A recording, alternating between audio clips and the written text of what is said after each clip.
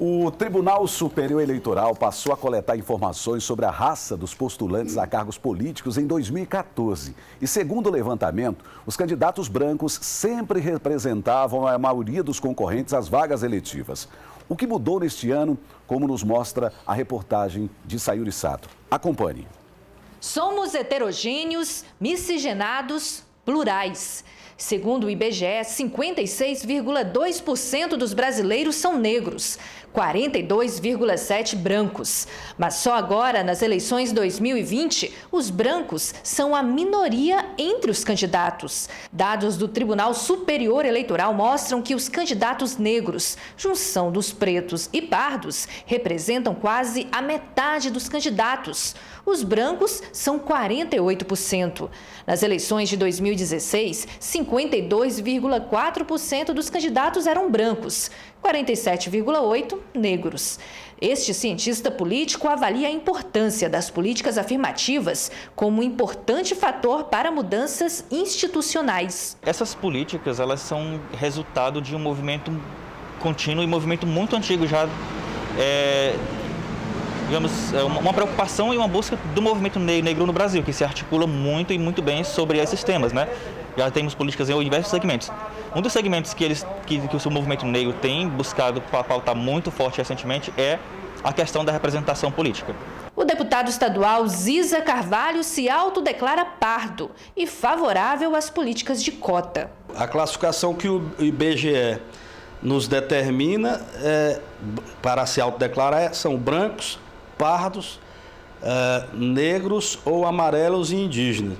Então, hoje a maioria da população, pelo menos a metade da população brasileira, se autodeclara parda, porque realmente nós somos uma miscigenação, nós somos esse caldeirão de raças.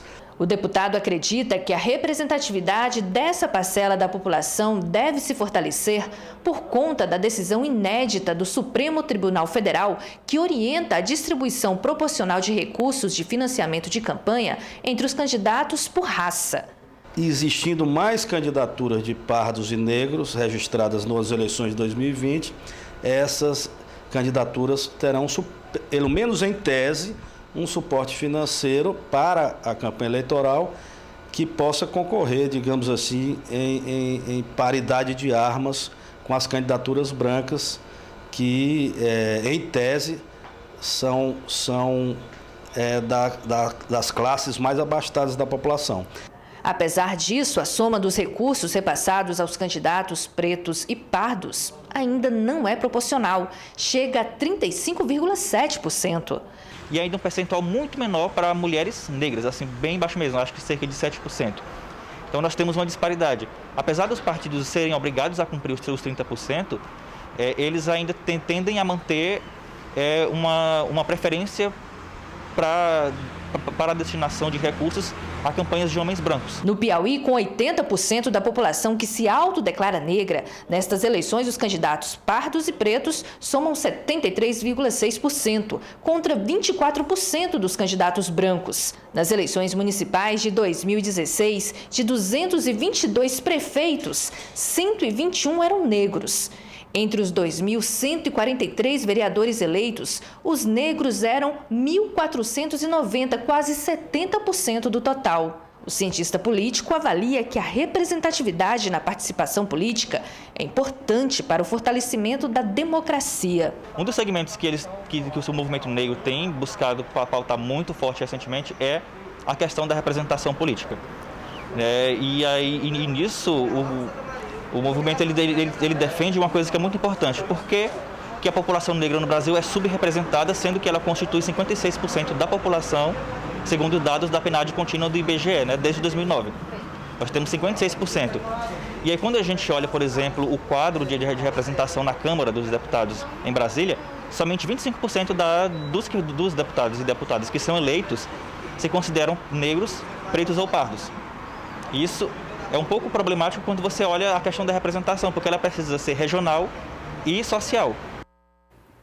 Tá, então, a interpretação os senhores fazem? Discordo de absolutamente tudo. Por quê, professor Douglas? Eu estou falando dos que falaram, né? Sim. Da nossa querida Sayuri. É dos que falaram. Discordo, para começar, do deputado Ziz, que não estava de máscara, para início de conversa.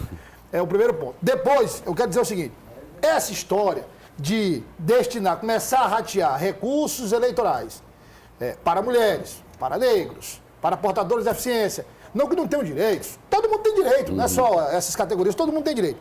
E para incentivar que essas categorias participem da eleição, isso é um equívoco. Obrigar, por exemplo, como é hoje, 30% das candidaturas destinadas a mulheres, isso é um absurdo. Quando você cria isso, João, você primeiro oficializa um problema, um erro histórico, uma discriminação que já existe. E depois você não soluciona o problema. Você só oficializa e tenta colocar ali um tapa-buraco. Na verdade, isso é um problema histórico, participação de mulher, a participação do negro e de outras categorias. O que tem que ser feito é uma correção de rumo, que não é da noite para o dia.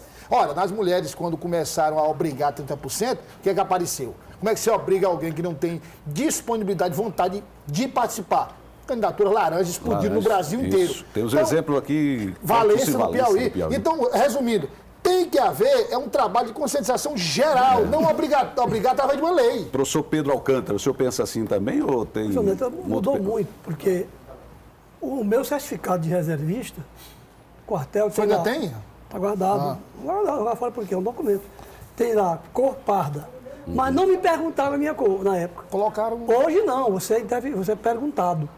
Você que diz a cor que você é assim, você que diz a sua cor. Qual é a sua cor? Eu sou branco, eu sou pardo, eu sou... Autodeclara, né? Autodeclaração. É assim, hoje Essa é questão assim. de pardo... Antes não era assim. Sim. Olhava para você, você é preto, você é pardo, você é branco. Isso mudou essa cultura, né? 50 você tons se de declara. E por isso tem fraude nas universidades, gente para fraudar a cota. Porque você se autodeclara de uma cor que não é. Que não é. É isso. E depois precisa de uma prova que nem sempre é realizada, novamente, né? Para fazer a contraprova, Prova aliás. da pele. João Neto, Magalhães. o meu comentário vai apenas com uma recomendação. É que você, telespectador, para ter uma ideia do que significa a raça negra no Brasil, leia um livro chamado Escravidão. É uma trilogia escrita por Laurentino Gomes, tá certo? Ele foi lançado no ano passado, esse ano, no próximo ano vai ser lançado a segunda e em 2022 o terceiro volume. Quando você lê esse livro, aí a gente conversa sobre a profunda necessidade que nós temos de fazer uma reparação às mulheres e à nossa raça, a minha raça negra.